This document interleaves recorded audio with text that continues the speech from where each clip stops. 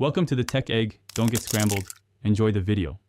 You start by importing RAWs and quickly culling rejects so you only edit what matters.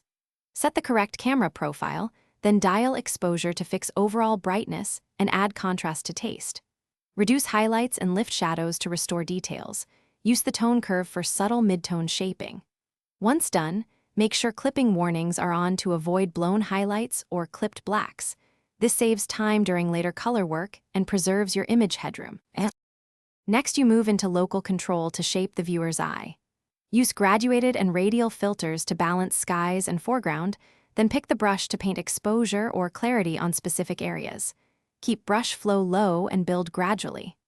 Once local tone is set, tackle color with HSL, shift hue for color placement, tweak saturation for punch, and luminance to control brightness per band. Make sure to preview before and after so your edits read as natural enhancements.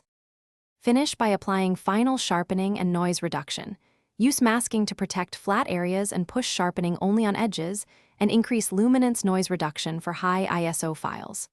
Choose export settings, format, color space sRGB for web, and resolution per use case. Create a named export preset to speed future exports. Save your adjustments as a preset and back up the catalog. If colors or banding appear, try exporting at a higher bit depth or reapply noise reduction before sharpening as a quick fix. Thanks for watching. Consider subscribing if I helped unscramble your problems.